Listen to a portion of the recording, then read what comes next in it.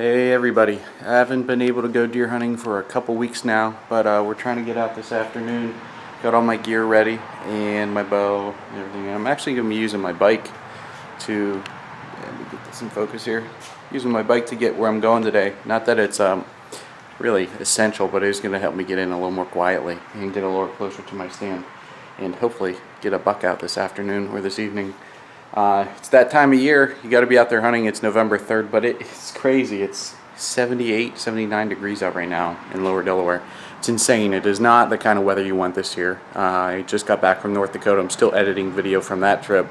And I just checked out where we were. It's 25 and snowing. So incredible temperature differences across the country right now. Clearly not ideal for deer hunting this afternoon, but it's that time of the year where anything could happen. So I'm going to pack up and head out to the woods. It is 1:30, so I should be in the stand by 2:15.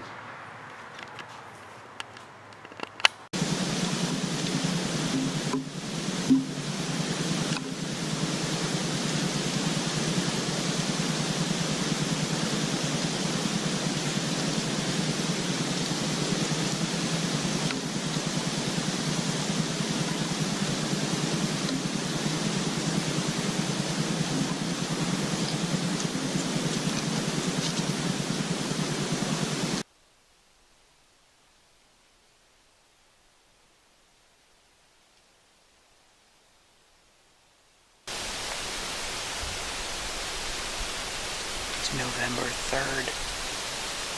It's 2:30. And we're in a really good spot.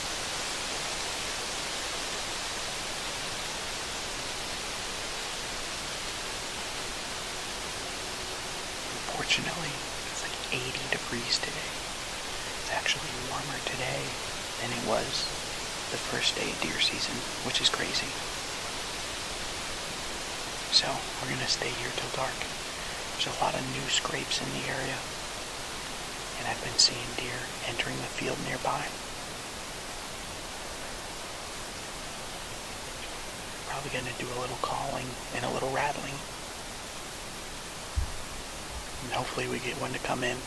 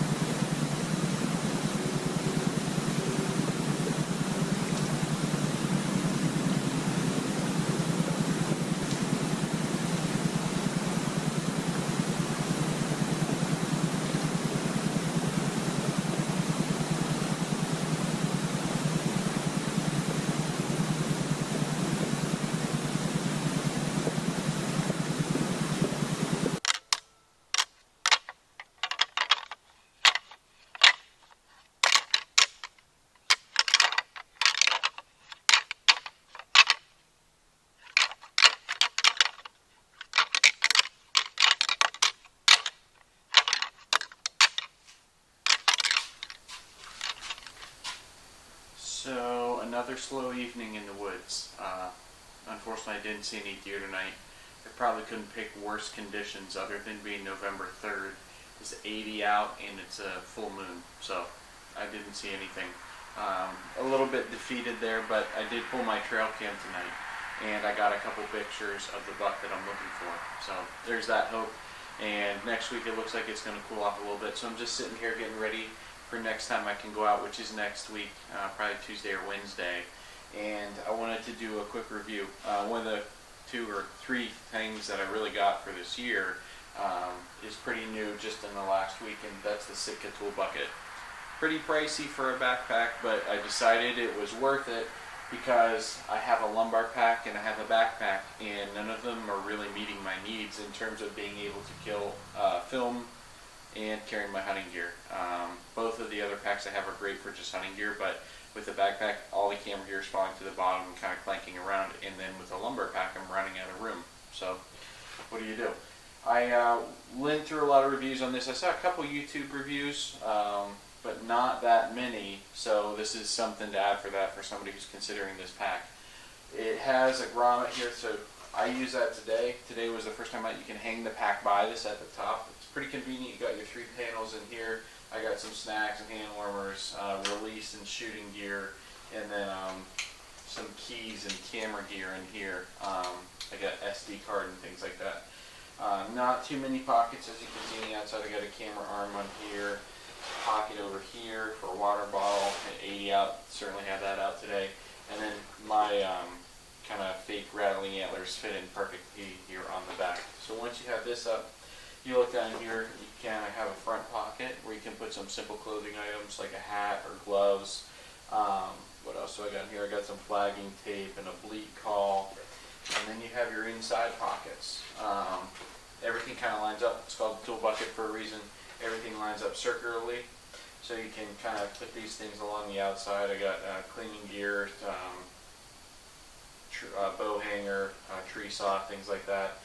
And then you have this big open area in the middle. And what I've seen a couple people other people do online is they took like a plastic bucket and then either like wrapped it in tape, something to keep it quiet, to give this some structure in the middle. But conveniently for me, what I already had is this camera bag by Lowpro. It's the Format 160, and I say convenient because it's almost the perfect size, just slightly too big, but it's compressible. Fits right down into the bottom of the tool bucket, and then you have your lid here, and you have extra storage. So I got 3 divided pockets for my camera, my GoPro, a couple other tree accessories for the GoPro, and then anything else that you want to put in the middle. I can put my binoculars in the middle. Pretty utilitarian. So that was a nice find. I already had that, and when I saw that up in the house, I'm like, well, this is perfect, because it's the right size for carrying camera gear that you use on a regular basis. The other reason I chose the tool bucket over the other packs that were available were, I hunt public land on I don't know, probably at least 50% of the time when I'm hunting. And this one gives you the option to carry your pack in. You know, with what I was doing before, carrying a tree stand and a backpack and your bow, it became a big struggle. So I like to use Lone Wolf stands. I've got one of their climbers and 2 of their hangers, and I got the quick stick accessory attachment for those this year, which is really convenient. I'm glad I got that. But this is even better because now I get the opportunity to kind of clamp my stand on here and then take the pack and put it on the outside. It's going to create a fairly heavy load. I wouldn't want to walk around a long way with it, but it'll be nice and all in one place when I'm walking in, instead of trying to carry multiple things in my hands and creating a mess in that way. Other than that, the pack itself is pretty simple. Not really any other pockets, just a quick slash pocket here for routine items. I keep like my headlamp in here, my hunting license. But there's not too much else to it. There's a lot of thought and design that clearly went into the design. And I think if you do your own filming, if you're carrying in your stand to hunt, this is something that you want to take a look at. I decided to spend the money on it because the Sitka gear that I've had so far is pretty durable. I by no means am a fanatic about it. I don't have all kinds of Sitka stuff. I have a fair amount of First Light stuff. I have a few Sitka pieces, but the Sitka pieces I've had have held up pretty well. So I'm looking forward to maybe getting a couple more pieces in the future. A couple things on the Christmas wish list for sure. After hunting with my buddy this year, who had a couple lightweight Sitka gear pieces that lasted really well and stayed scent free, or I should say stink free, for the week that we were out night hunt. So that's the Sitka tool bucket.